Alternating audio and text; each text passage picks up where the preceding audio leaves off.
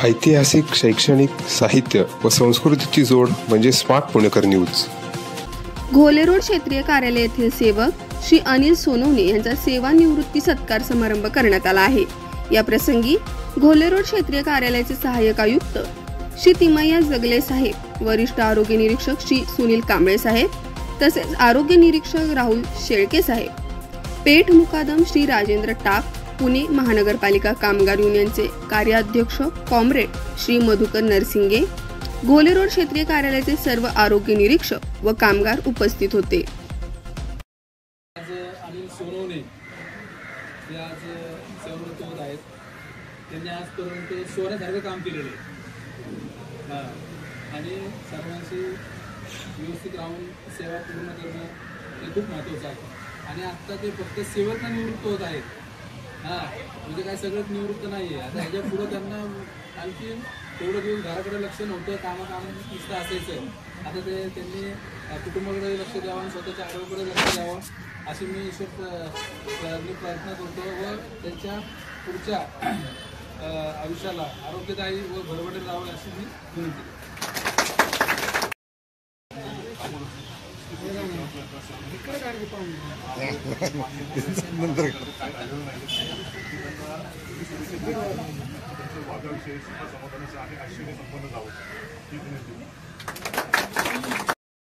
सगळ्यांना ती घाणीचं साम्राज्य असतं आणि त्याच्यामध्ये जीवन जगायचं, संपूर्ण 8 घंटे काढायचं आणि त्यांना सुरक्षित राहायचं ही खूप जिकिरीची गोष्ट आहे।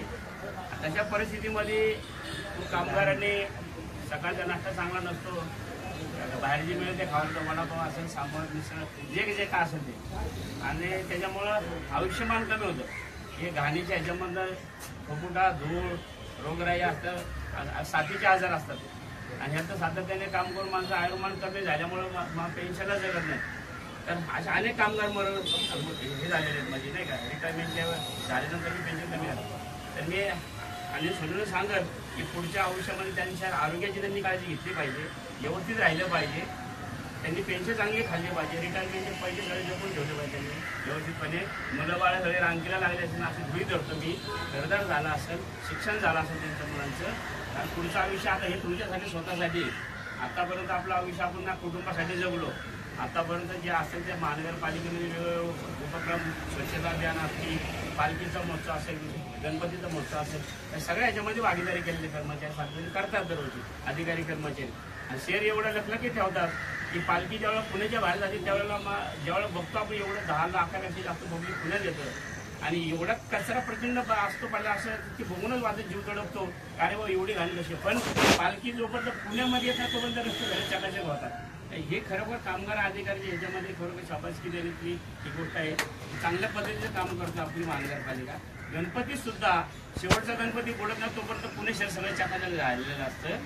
मला हे 2 उत्सव एवढे मोठे की महाराष्ट्रामध्ये पाहिजे हे पुण्यामध्ये होतात मोठ्या प्रमाणामध्ये, आणि लाखोच्या संख्येने गर्दी असतील। त्या गर्दीमध्ये सगळे काम करणारे कासरवाहतूक असेल, सॅनिटेशनचे असतील, आरोग्य निरीक्षक असतील, आपले मुकदम असतील, SITचे वॉर्ड ऑफिसर, आयुक्त, अतिरिक्त आयुक्त, उपायुक्त, सर्वांची जबाबदारी मोठ्या प्रमाणामध्ये चांगल्या पद्धतीने यंत्रणा काम करते। आणि मला असं वाटतं की त्यांचे रिटायरमेंटचे पैसे असतील, त्यांचे पेन्शन असेल, जंगली साहेबांना चांगला आपल्या वॉर्ड ऑफिसरांना त्याच्यामुळे त्यांना मात्र त्याच्यामध्ये तर 1 महिन्यामध्ये कशी चालू आहे त्यांची पेन्शन, त्यांचे ध्येय रक्कम सगळ्या मिळतील, त्यांचा वारस लवकर लागेल कामाला, त्यासाठी तुम्ही सगळ्यांनी प्रयत्न करा, आम्ही युनियनच्या वतीने करू आणि त्यांना पुढील भावी आयुष्यासाठी शुभेच्छा देतो। आणि या ठिकाणी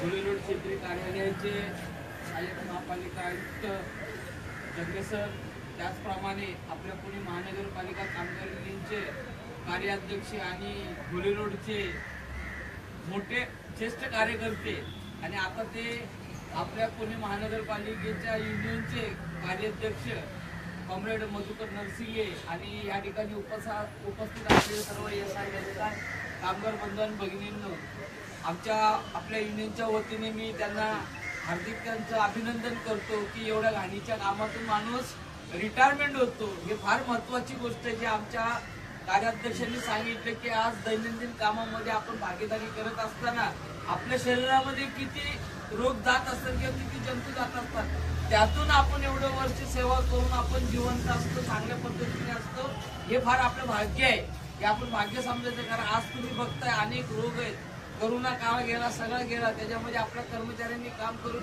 बरेचसे कर्मचारी गेले सुद्धा, परंतु जे जिवंत चांगल्या पद्धतीने राहिले त्यातून जे सेवानिवृत्त होतात ते त्यांचे खरंच मानलं पाहिजे अशा लोकांना. आणि मी बोलतो ह्या टायमाला जर कुठला प्रॉब्लेम जर आला तर त्यांनी युनियन ऑफिस द्यायचं, कारण त्यांना वॉर्ड ऑफिसर चांगले आता भेटलेले आहेत, कारण हे त्याच्यामध्ये सक्षम आहे. त्यांची ख्याती महानगरपालिकेमध्ये की कुठेही देय रक्कम असेल, कुठलाही प्रॉब्लेम काय झाला की जंगले साहेबांकडे गेलं तर सुटतो. आणि आज तुम्हाला चांगले वॉर्ड ऑफिसर भेटलेले आहेत. आणि मी यांचं अभिनंदन करेन की तुम्ही या टायमाला चांगल्या पद्धतीने रिटायर झालात आणि भविष्य काळामध्ये आपण आपली पुंजी जे आपण आयुष्य घालवलेलं असतं पहिल्यांदा दुसऱ्यासाठी जगतो, म्हणजे आपल्या कुटुंबासाठी जगतो. आता स्वतःसाठी जगा, जे आमच्या कार्याध्यक्षांनी सांगितलं बरोबर सांगितलेलं आहे. आता आपलं जीवन आपल्यासाठी जगलं पाहिजे. त्यामुळे सगळे पैसे आपल्या बँकेत स्वतःच्या नावावर ठेवायचे. जोपर्यंत मी जिवंत आहे तोपर्यंत कुणाला पैसा द्यायचा नाही. आतापर्यंत मी तुम्हाला सांभाळला, आता तुम्ही मला सांभाळा, ही त्यांना मी सूचना करतोय. आपल्या बघा आपण बोलतो नाही माझा मुलगा आहे, माझी मुलगी आहे, माझं कोण बोलायचं नाही या जगामध्ये. तुमच्याकडे पैसा आहे तरच जगू शकता, नाहीतर अडगळीचं सामान म्हणून आपल्याला बाहेर ठेवतात. सत्य परिस्थिती सांगतोय, तुम्ही राग मानू नका, जे आहे ते आहे.